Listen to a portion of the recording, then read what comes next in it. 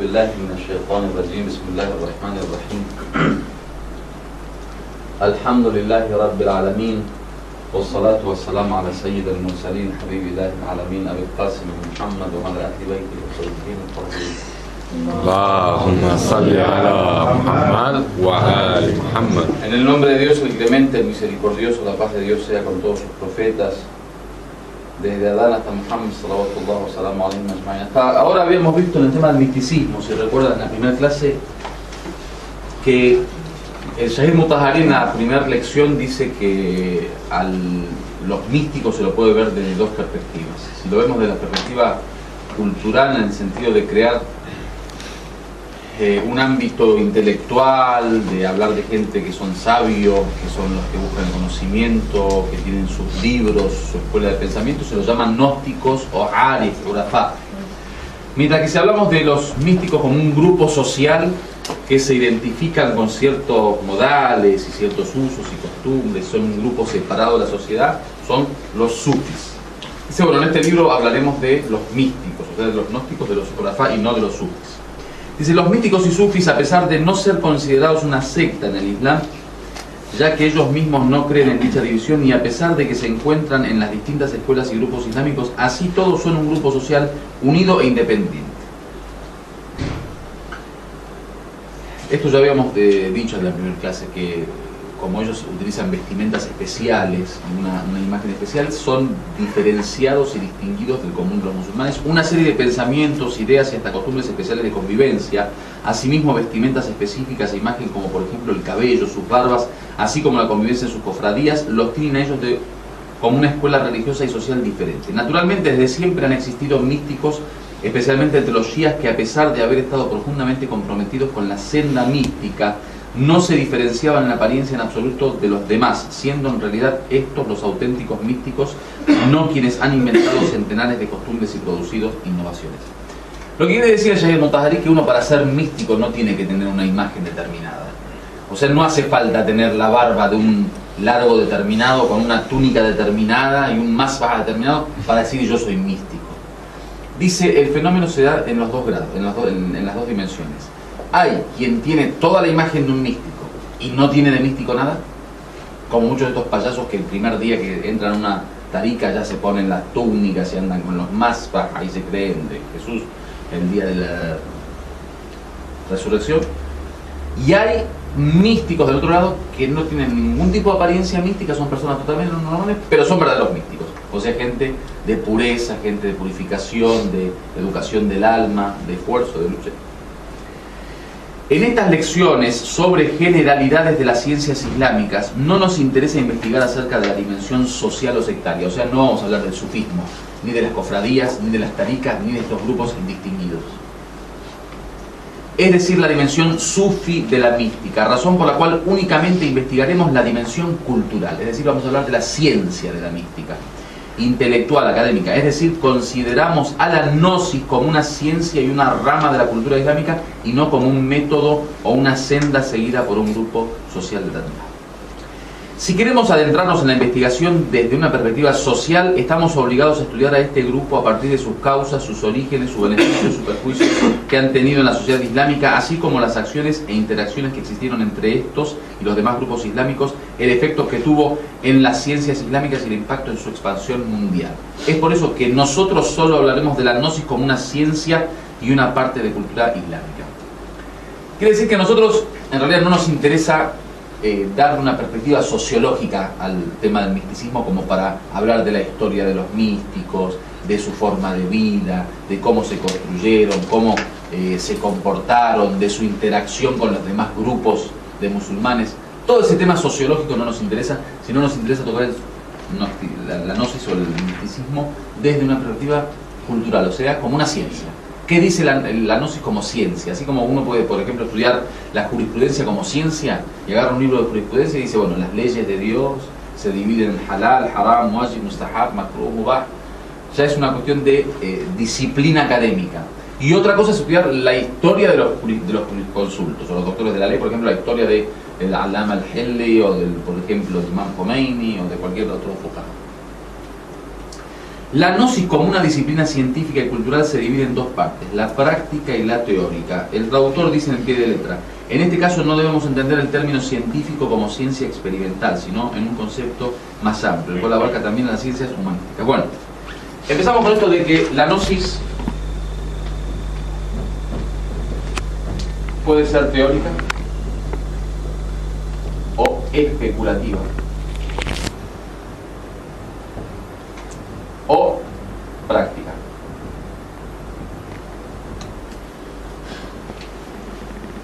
¿Se acuerdan que al comienzo estuvimos hablando de lo que es la gnosis?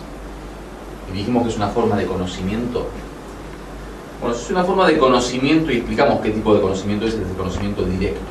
Habíamos dicho, cuando uno tiene contacto con la realidad de una forma directa, sin la necesidad de los intermediarios. Eso lo dijimos al principio de la mañana. ¿Qué significa de que la gnosis sea teórica o práctica? ¿Qué entendemos por gnosis teórica o gnosis práctica? ¿Qué se les viene a la mente a ustedes? ¿Gnosis teórica o gnosis práctica? ¿Tienen alguna idea así que se les viene a la mente o les doy yo la definición? Bueno, La teóricas... práctica, c'est vivir. Vivirla sería la práctica. ¿No? Sí. La teoría, hablar, c'était La idea, ¿no? Los saber que fundamentos. eso existe. Lo de los fundamentos, ¿no? Generalmente en las ciencias la diferencia entre teoría y práctica es que la teoría antecede la práctica. Es decir, la teoría es la ingeniería de la práctica.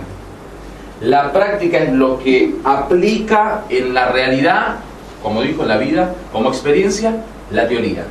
¿La teoría qué es? Es el camino dibujado por el teórico. Como por ejemplo yo digo, bueno, en teoría para llegar a Madrid hay que agarrar la ruta 4, ir 500 kilómetros, llegamos a Madrid. Esa es la teoría. Entonces hago un plano teórico y pongo la ruta.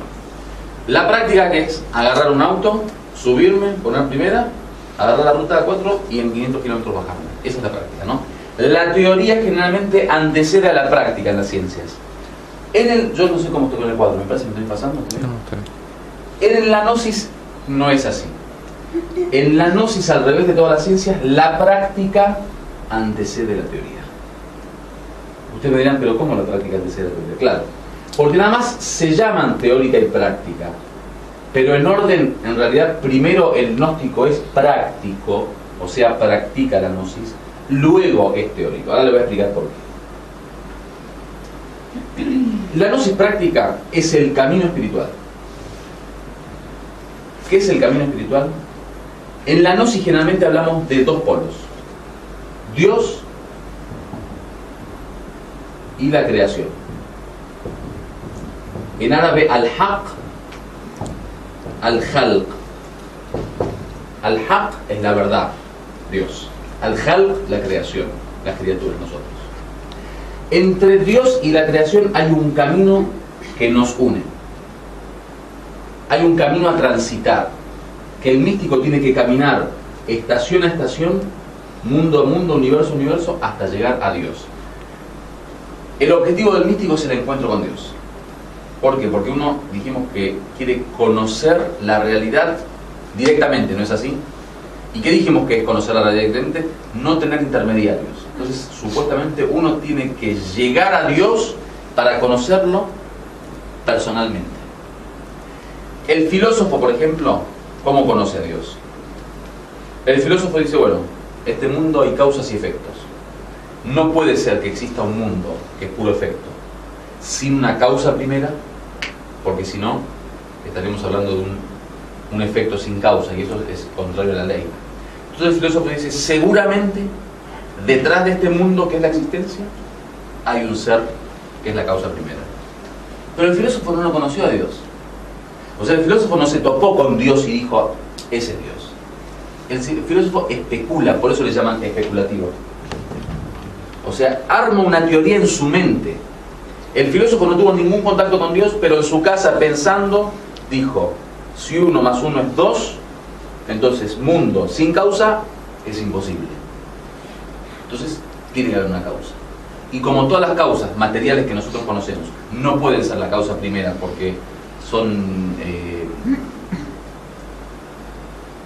contingentes, porque no son necesarias, porque son imposibles. En fin, hay una serie de condiciones que pone el filósofo. Entonces dice, entonces tiene que haber Dios. Pero ese entonces tiene que haber Dios es una conclusión de su pensamiento. O sea, el filósofo llegó a la conclusión a través de su pensamiento, no a través de su conocimiento. O sea, no lo conoció a Dios. El místico que dice, yo lo quiero conocer. Por eso después viene la diferencia entre el filósofo y el místico. El filósofo le alcanza o le es suficiente saber. O sea, yo sé que Dios existe. El místico no. El místico no se conforma con saber. El místico quiere conocerlo. O sea, quiere toparse y dice, ese es Dios. Entonces, ¿qué ocurre? El conocimiento directo de Dios se da con un encuentro con Dios. Lo que el Corán dice, liqa Allah. Innaka kadihun ila rabbika kadhan famulaqih. Dice, tú te esfuerzas en tu camino hacia Dios para finalmente encontrarte. Famulaqih. O el concepto de liqa Allah que hablan muchos místicos, el encuentro con Dios. Entonces, el místico sale de este estado normal, de nuestra vida normal, cotidiana, hacia un estado de purificación, de lucha, de devoción, de aprendizaje, de conducta constante, un trabajo espiritual que tiene que ver con la purificación del alma, que tiene que ver con la adoración, con la devoción, con el esfuerzo, lo que llaman ar-riyada ruhiyya, el ejercicio espiritual, la gimnasia espiritual, la ejercitación espiritual. Así como los cuerpos, para llegar a su perfección, deben ser ejercitados, del mismo modo el ruh, el espíritu humano, necesita de un ejercicio de purificación, ejercicio de embellecerla con las virtudes de la moral, un ejercicio de tener un carácter similar al de los profetas, el ejercicio de cumplir y aplicar la ley, el ejercicio de permanecer en vela para dedicarnos a Dios, el ejercicio del silencio, el ejercicio de la reflexión constante, el ejercicio del autocontrol. Todos esos ejercicios juntos hacen de la vida del místico un camino hacia Dios. Cuando llega el místico a Dios, ahí se produce el encuentro y ahí conoce directamente a Dios. A todo este camino, que pueden ser 10, 15, 20, 30, 50, 70 años, le llamamos gnosis práctica. O sea, la práctica de la gnosis. Cuando el místico llega acá y ve a Dios, ve con el corazón obviamente, ahí ya ve la realidad del otro lado. Entonces ve a Dios, ve al hombre y al universo con otra visión, porque ya conoció la realidad directamente. Entonces, desde acá arriba el místico empieza a ver, y todo lo que ve empieza a describirlo, a hacer una descripción. Dice acá, bueno, Dios es esto, el sustento de Dios es esto, la misericordia de Dios es esto, el ser humano es esto, y ahí empieza a describir. Esa descripción que hace el místico es lo que llamamos gnosis teórica. Por eso la teoría, en este caso, no antecede a la práctica, sino que viene después, es posterior a la práctica. El místico primero tiene que practicar un camino de purificación, llegar a Dios. Cuando llega a Dios, ve la realidad directamente y empieza a describir esa realidad, y esa descripción de la realidad es lo que después vamos a llamar la gnosis teórica. Entonces, la gnosis teórica, si yo compro un libro de gnosis teórica, es un libro de las descripciones que ya un místico que durante 50 años purificó su alma, llegó a Dios y luego con esa alma purificada vio la realidad y dijo, bueno, yo ahora veo esto. Y ahí son las visiones de los místicos, los relatos de los místicos. Y todo ese resultado es la gnosis teórica. ¿Se entendió? ¿Pero coinciden todos los místicos? La gran mayoría de los místicos coinciden en los puntos generales. Puede que no coincidan en detalles. ¿Por qué? Porque la visión del místico, si bien es directa, uno ve la misma realidad, la interpretación que uno hace de la realidad difiere de persona a persona. Por ejemplo, yo te voy a dar un ejemplo muy tonto, pero más o menos acerca. Si una mujer, una joven, una adolescente enamorada, por ejemplo, una adolescente enamorada, ve a un hombre y ese hombre le dice buenos días, esa adolescente enamorada se va a su casa diciendo, el hombre está muerto por mí, me quiere, me ama y ya está todo bien. Una mujer divorciada que termina una mala relación con su esposo, ve a ese mismo hombre y ese mismo hombre le dice de la misma forma buenos días, dice seguramente ese tipo me quiere violar, seguramente está buscando algo. O sea, la interpretación de la misma realidad difiere de la situación de cada uno. Cada uno ve a su forma. Dicen de... ¿Qué había dicho de la publicidad? Bueno, no me acuerdo, que los rusos habían hecho en la época de la Guerra Fría una publicidad como que, bueno, o sea, esa misma publicidad en Norteamérica había salido como que los norteamericanos no sé qué era algo maravilloso que habían hecho, y en Rusia había salido todo lo contrario, como que la interpretación de cada uno, bueno.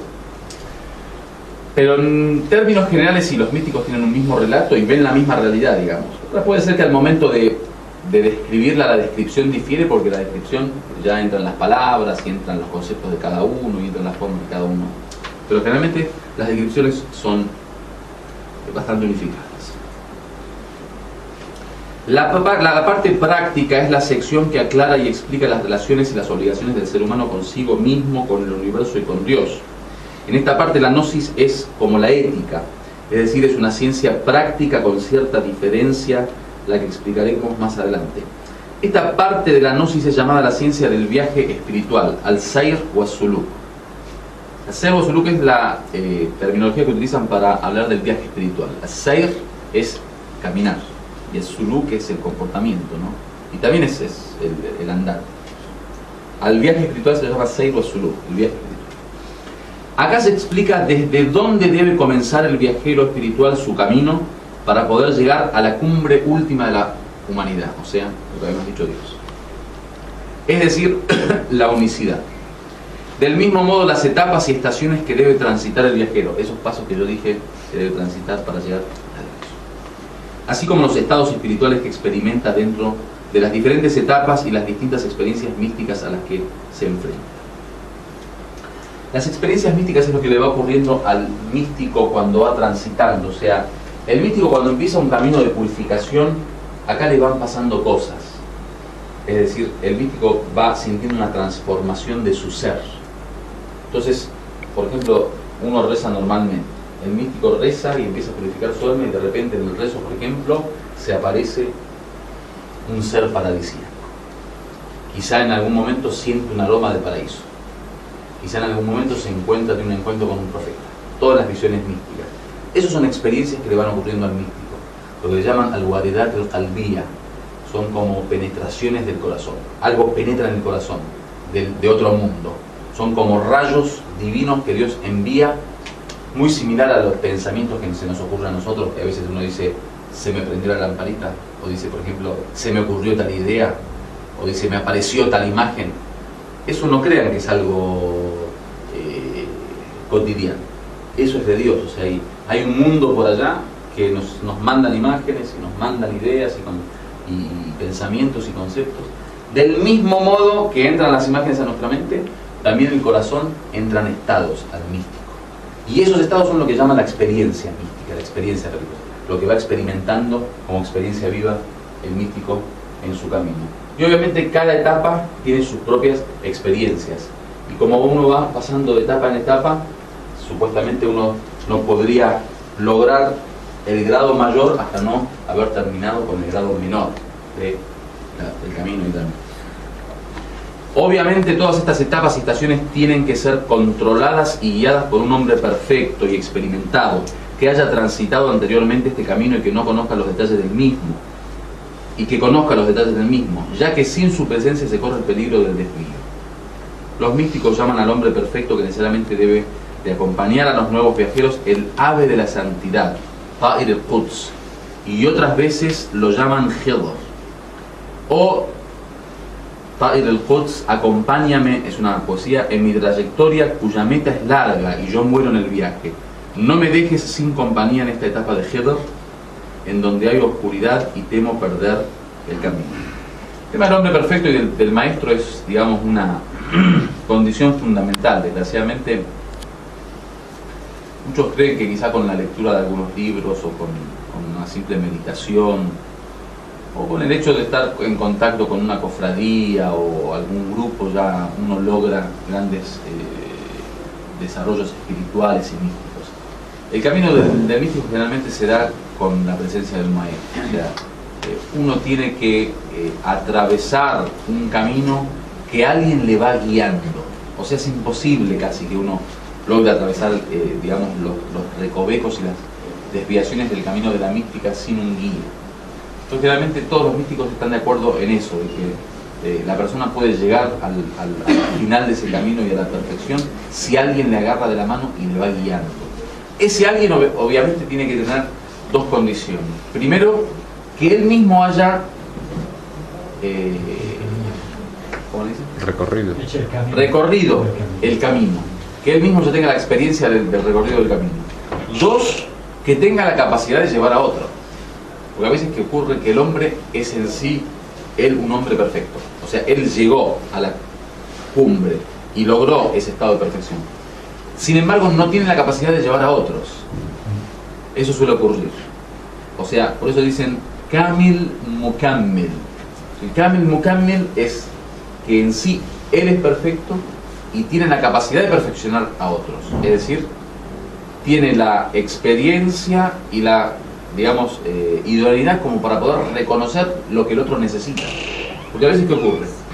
A veces lo que ocurre es que la persona, cada uno de nosotros es un mapa, ¿no? Cada uno de nosotros es un recipiente, y cada uno de nosotros tiene un estilo determinado para poder perfeccionarse.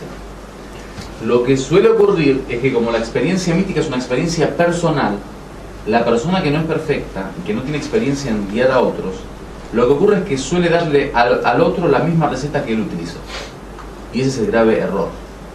Ustedes saben que tenemos algunas narraciones o dichos famosos que dicen At-turqu ila Allah bi'adadi anfas al-khalaiq, que significa los caminos hacia Dios son de la cantidad o del número de los seres humanos, de las personas. Cada ser humano tiene un camino hacia Dios. Cada ser humano tiene una forma de llegar a Dios. No hay una receta única que pueda hacernos llegar a todos de la misma forma. Por poner un ejemplo, supongamos que una persona de estos místicos es una persona que a través de la búsqueda del conocimiento llegó a conocer a Dios. Es una persona, por ejemplo, que puede leer durante 20 horas diarias. Es una persona que a través de la lectura logró conocer la realidad y a través de la lectura fue perfeccionando y purificando su alma. Hay otra persona, por ejemplo, que lo hace a través de la oración y de la devoción. Hay personas, por ejemplo, que durante 10 horas pueden rezar, suplicar a Dios, y ese es su camino. Hay personas que no, lo hacen, por ejemplo, a través del servicio al prójimo. Gente que trabaja para ayudar a los demás. Cada persona tiene su forma de poder perfeccionarse, poder purificarse y poder llegar a Dios. El error de muchos maestros está en que su propia receta personal la aplican a los demás. Entonces, supongamos, si yo soy una persona de mucha devoción, viene uno de estos alumnos a pedirme un consejo para llegar a Dios. Le digo devoción, le digo reza. Quizás la persona tiene capacidad para leer, supongamos, durante 15 horas. Y quizás el rezo puede rezar media hora, una hora y ya después se cansa y no quiere saber más nada. Yo digo, no, reza. Viene a pedirme un consejo, reza. Viene a pedirme una pregunta, reza. Ahí me doy cuenta que yo puedo haber llegado yo a la perfección, pero no soy un buen maestro. Por eso dicen, la condición del maestro es que él sea un hombre perfecto y él tenga la capacidad de perfeccionar a otros. ¿Quién es ese hombre? El hombre que tiene la capacidad de conocer a cada ser humano. Es decir, aquel que tiene el poder de, o la capacidad de poder saber qué es lo que el otro necesita, qué es lo que al otro le sirve y le beneficia para llegar a la perfección. Por eso muchos caen a veces en el error de que porque ellos han logrado una determinada perfección, piensan que ya pueden permitirle a otros también lograrla, y eso es un grave error. Obviamente la unicidad, at-tawhid, que según el místico es considerada la cumbre última de la humanidad y la última meta de su viaje espiritual, se diferencia con la unicidad del común de la gente y hasta el de los filósofos, es decir, que el ser necesario no es más que uno, tal como el cielo se diferencia en la tierra. La unicidad desde el punto de vista del místico es creer que la verdadera existencia es exclusiva de Dios. Excepto Dios, todo lo que existe es un símbolo, una manifestación, no un ser. La unicidad de Dios significa nada existe excepto Dios. La unicidad del místico significa recorrer el camino y llegar a la etapa final de no ver nada más que Dios. Bueno, este es un tema muy importante, que es quizá el eje fundamental del irfán o del misticismo islámico. Y sin entender esto quizá no podemos entender nada de esta materia, por lo menos en la dimensión teórica. Nosotros escuchamos muchas veces hablar del tawhid, ¿no? Que es el monoteísmo o la unicidad divina. Y supuestamente dicen que el musulmán, digamos, la primera premisa es la ilaha illallah, no hay más Dios que Dios. Y ese sería, digamos, la columna vertebral de nuestra creencia, la unicidad en Dios. Sin embargo, la unicidad tiene diversas formas de ser comprendida o ser interpretada por cada grupo. Por ejemplo, los teólogos musulmanes, los filósofos, ¿cómo entienden a la unicidad? Entienden a la unicidad como que Dios es uno. Y este Dios crea, y acá está la creación, y acá está Dios, y la creación existe como existe Dios. Sin embargo, Dios tiene una existencia mucho más poderosa, mucho más fuerte, y la creación una existencia mucho más débil. Pero los dos existen, ¿sí? Así como Dios existe, yo también existo para el teólogo. Esto existe, esto existe, esto existe, todo tiene existencia. Los filósofos dividen la existencia en existencia necesaria, que es aquel que tiene su existencia por necesidad, o sea, es una obligación de que exista. Y el ser contingente, que es aquel que existe gracias a otro, o sea, un segundo le da la existencia, como todos nosotros. El místico no piensa así. La unicidad del místico no es así. ¿El místico qué piensa? El místico piensa que hay solamente un ser que existe. No existe en el universo y en el mundo la existencia más que un ser. Y ese ser es el Haqq. La única realidad, o sea, nosotros lo llamamos Dios. Fuera de Dios no hay ser que exista. ¿Había escuchado esto ya? Es muy difícil obviamente de entender, ¿no? O sea, que exista un solo ser. Pero usted me puede decir, bueno, está bien, pero según esto, entonces yo qué hago. ¿Esto qué es? ¿Esto qué es? ¿No existe? ¿Vas a decir que esto no existe? Sí, existe, pero no existe como existe la existencia verdadera, como existe Dios, la verdad. Existe como manifestación, existe como una sombra, como un reflejo de aquello único que existe. Yo voy a dar un argumento que ponen ellos para que más o menos puedan entender. ¿Dios es limitado o ilimitado?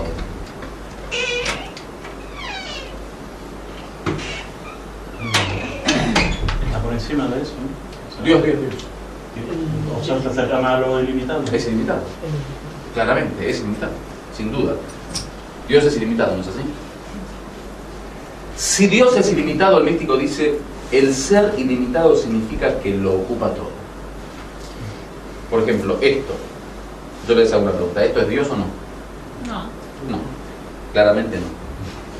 Pero si esto no fuera Dios, significa que Dios llega a un límite en donde de acá en adelante Dios no está. O sea, si esto no es Dios, esto está ocupando un lugar en la existencia en donde Dios no está. O sea, lo limitaste a Dios. Pero nosotros decimos que Allah no la yafsal la bizaman o la bimakan. Está bien, eso lo decís, es cierto. Ella dice que Dios no tiene ni tiempo, no ocupa ni tiempo ni espacio. Ok, eso está bien. Pero ¿cómo me respondés al hecho de que también decís que Dios es ilimitado? La hadda la, o la ta'rifa la. Dios no tiene límites. Es cierto que Dios no tiene límites. Si Dios no tiene límites, ¿cómo otro ser puede ocupar un lugar en el mundo de la existencia? Pero uno viene a Imam Stauda que le pregunta sobre la identidad divina, le dice, no hagas eso porque eso es como meter un vaso de agua, de intentar coger con el mar entero, meterlo dentro de un vaso. Eso es imposible. Bueno, eso con respecto a la esencia de Dios, el Dat el Ilahi. Sí.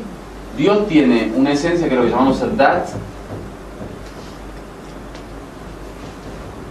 y tiene después nombres, epítetos, cualidades, tiene efectos. Nosotros estamos igualmente hablando todavía en el tema de los efectos de Dios y las cualidades y sus nombres, que son lo ilimitado. El Dat no podemos hablar nada porque realmente, como decís vos, es como meter un océano en un vaso. No hablamos de la existencia, de la esencia de Dios. Pero Dios como ser que existe. Hay algo que está muy claro y es que el Corán dice: فَأَيْنَمَا تُوَلُّوا فَثَمَّ وَجْهُ اللَّهِ. A donde miren, ahí está el rostro de Dios. A donde se dirijan, ahí está el rostro de Dios. O sea, Dios lo ocupa todo. Y tenemos muchas narraciones que hablan sobre lo que Dios ocupa, digamos. Lo ocupa todo. Entonces un poco la pregunta de los místicos es eso, si Dios lo ocupa todo, ¿esto qué ocupa? Bueno, igualmente yo no les digo que hay que creer en eso, yo estoy nada más hablando como dirían los místicos, o sea, en ningún sentido yo estoy promoviendo esta creencia o que nosotros debemos creer de que ahora esto es Dios, no. Yo estoy nada más dando una clase acerca de los místicos, lo que dicen los místicos sobre este tema. Así piensan ellos. Ahora, la diferencia entre ellos y nosotros, ¿cuál es? Es que ellos lo probaron, lo experimentaron, lo vieron así, porque se toparon con la realidad. Nosotros no. Por eso a nosotros nos es imposible poder entender eso, la unicidad del místico. La cosa que el místico ve, que el único ser que existe es Dios, y todo lo que nosotros vemos que existe está dentro, o sea, no está dentro de Dios, sería Dios. Es como el mar y las olas, el mar y la entonces los idólatras no pasa nada con ellos, porque si están adorando a una cosa que al fin y al cabo es Dios, Es parte. Bueno, de hecho hay místicos, claro, que dicen que es cierto, que los idólatras era todo el correcto. mundo adora a Dios, que no nos quiere. En realidad. Yo no estoy diciendo que hay que creer en eso, ¿no? Digo que los místicos así piensan. ¿Por qué? Porque lo que vieron, o sea, lo que ellos experimentaron es eso. Ellos purificaron su alma, llegaron a Dios y vieron a Dios así. A todo esto lo vieron como un reflejo de Dios, como una manifestación de Dios. No importa, no hace falta entenderlo esto, ¿eh? Yo simplemente estoy describiendo lo que dicen los místicos. Los que se oponen a los místicos no aceptan esta etapa de la unicidad y muchas veces llaman a esto incredulidad, lo que venimos diciendo, y ateísmo, mientras que los místicos creen que esta es la verdadera unicidad y los demás grados de unicidad no están faltos de asociación. Para el místico llegar a esta etapa no es una cuestión del intelecto y del pensamiento. ¿Qué venimos diciendo? A nosotros nos cuesta entender esto porque lo queremos entender con la mente, con el intelecto, o sea, poner a pensar, bueno, a partir de ahora dijo el Sheikh Suhail que esto es Dios. Es imposible, está loco ese tipo. Pero claro, no es que dijo y yo me tengo que poner a pensar e intelectualizar o racionalizar lo que dijo. No es así. Eso hay que probarlo. ¿Sí? La diferencia que dicen, por ejemplo, entre el conocimiento intelectual de estas ciencias y el experimental, o la experiencia mística, como la del doctor y el enfermo. El doctor agarra la enfermedad, la estudia en el libro y sabe los síntomas y los dolores y lo que va a sentir y cómo va a gritar y todo. Pero el enfermo la experimenta, o sea, la está viviendo él. Por eso vos vas a una operación y el doctor está sonriente, simpático, agarra la tijera y empieza a cortar y pasame la otra y pasame la gasa y el tipo se está muriendo cada vez que ve pasar una cosa, no, o sea, el tipo ¿por qué? Porque el tipo está experimentando el dolor, o sea, lo está sintiendo y el doctor no siente nada, sabe, ¿sí? Entonces con esto pasa lo mismo, claro, el místico lo vio, lo sintió, lo experimentó y ahora nos quiere tirar esta historia a nosotros que no tenemos ni idea, o sea, nosotros no comprendimos a Dios ni intelectualmente. ¿Cómo lo vamos a comprender, digamos, a nivel experiencial? Pero bueno, Sheikh Bahjat era un místico, ¿cierto? Por eso el problema un poquito es esto. Acá lo dice Sheikh Mutahharim en algún momento, que dice un poco es como el relato místico, la descripción de los místicos es como hablar en otro idioma, de querer intelectualizarlo, racionalizarlo. Es como que uno habla inglés y está hablando con alguien que habla inglés y uno habla inglés y está hablando con alguien que no habla inglés. Claro, el otro no va a entender nada. Entonces, el idioma de los místicos es un idioma que si uno no entiende ese idioma, o sea, no experimentó ese idioma, no va a entender nada como nosotros. Si nos vemos esto, no entendemos nada. ¿Puedo Sí, señor. como razón, o sea, como lo que estás comentando, yo creo que los místicos tienen razón, porque Allah primero no se puede entender como un ser como nosotros, hacer todo ilimitado. Si hay una existencia aparte de él y de su naturaleza, esa misma existencia está poniendo en duda la ilimitación, claro. Lo ilimitado. Eso es lo que dijimos. De Allah. Eso es lo que dijimos. Es exactamente lo que dijimos. Claro. Toda existencia fuera de Dios es limitar a Dios. Claro. Está claro. Para el místico llegar a esta etapa no es una cuestión de intelecto ni de pensamiento, sino del corazón, la lucha, el viaje espiritual, la purificación y la limpieza del alma. Y acá vamos al método que utiliza el místico. Así como el buscador de conocimiento intelectual, su búsqueda es a través de la lectura, de la discusión, del pensamiento, de la reflexión, y así es como uno va encontrando conocimiento y va perfeccionando su conocimiento. El místico, su método no es ni reflexión, ni pensamiento, ni lectura. Es viaje espiritual, purificación, limpieza del alma, lucha. O sea, es un trabajo constante, espiritual, que después le permite iluminarse y conocer eso. De todos modos, esta sección de la gnosis es la sección práctica. En este sentido es igual que la ciencia de la ética, en donde se investiga acerca de los deberes. ¿Qué se debe hacer? Con la siguiente diferencia. Acá, con respecto al tema de la división de la gnosis en práctica y teórica, lo comparan con la filosofía y la ética. La teórica sería como la filosofía. La filosofía, digamos, es una interpretación de la existencia del ser, es una explicación del ser, pero no tiene ningún tipo de valor práctico, ¿no? O sea, el filósofo, su filosofía es saber y es conocer, no es practicar. El filósofo racional, ¿no? El filósofo que utiliza la filosofía como una forma de interpretación de la realidad. Mientras que la ética no es así. La ética supuestamente nos da una serie de responsabilidades y valores prácticos. O sea, en la ética, si uno, por ejemplo, habla de la humildad es una realidad que hay que ponerla en práctica. O sea, no se puede filosofar con la humildad en ética. En ética se habla de práctica. Dice, bueno, la diferencia entre la gnosis práctica y la ética, dice, hay tres diferencias. Uno es que la gnosis investiga la relación del hombre consigo mismo, con el universo y con Dios, y en especial esta última, mientras que todos los demás sistemas éticos no consideran necesaria la investigación acerca de la relación del hombre con Dios, y únicamente los sistemas éticos religiosos son los que se preocupan por esta dimensión. Ahí habla que en realidad muchas corrientes de pensamiento hablan de temas éticos sin la necesidad de la existencia de Dios. De hecho, hoy cuando se habla de valores humanos, por ejemplo, de principios humanos, no necesariamente uno tiene que tener en cuenta a Dios. O sea, por ejemplo, si yo hablo de la justicia en Occidente, por ejemplo, yo puedo ser incrédulo, pero tengo que cumplir con la justicia. O sea, si alguien dice, bueno, tal persona es una opresora, no necesariamente porque es incrédula y no cree en Dios, no, es una opresora porque faltó al principio de la justicia, por ejemplo, o de la igualdad o lo que sea. Digo, en sistemas no religiosos la ética no necesariamente va conectada a Dios, mientras que en la gnosis sí o sí tiene que ver con Dios.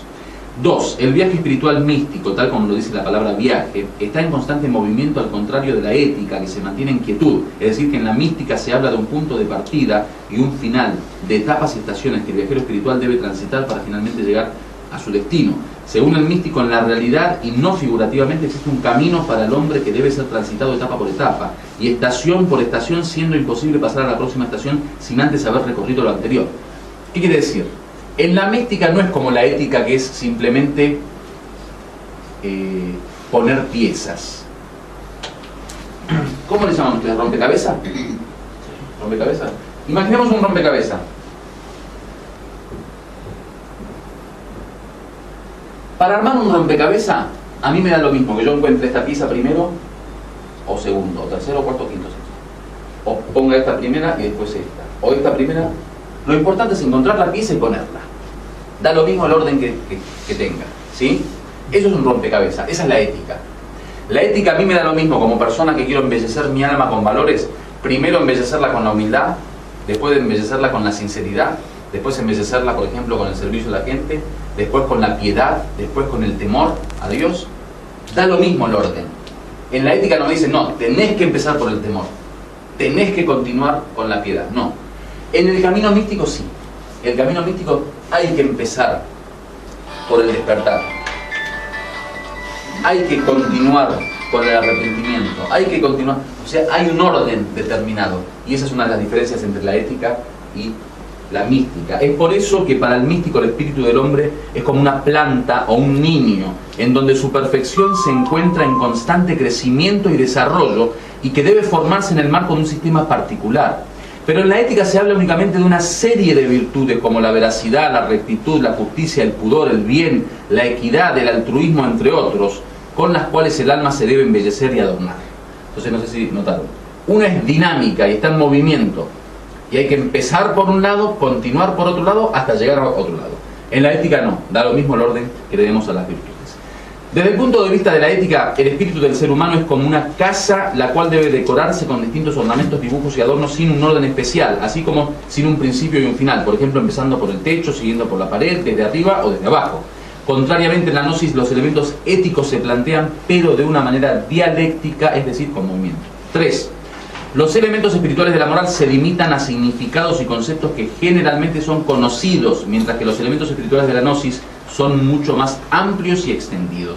En el viaje espiritual de la mística se habla de una serie de estados y experiencias místicas, Boredat Galbi, exclusivas del viajero durante la lucha interna y su tránsito por los diversos caminos del viaje espiritual que el común de la gente no puede conocer. Es decir, que en la ética, cuando uno dice, bueno, ética son temas que la gente conoce, yo digo sinceridad, ¿sabe lo que es la sinceridad? Digo orgullo, humildad, uno sabe lo que es. En la mística es un poco más difícil porque son cuestiones más ocultas. Otra parte de la gnosis está relacionada con la interpretación de la existencia, es decir, la explicación de Dios, el universo y del ser humano. En esta sección la gnosis es similar a la filosofía, es decir, desea dar una explicación de la existencia, contrariamente a la primera sección que al igual que la ética quiere modificar al ser humano. Y al igual que en la primera parte existía diferencias con la ética, en esta parte existen también diferencias con la filosofía. En la próxima sección explicaremos el tema. Eso es el fin de la lección 1. Queda la lección 2 para mañana. Walhamdulillahi Rabbil Alamin. Wassalamu alaikum jami'an wa rahmatullahi wa barakatuh.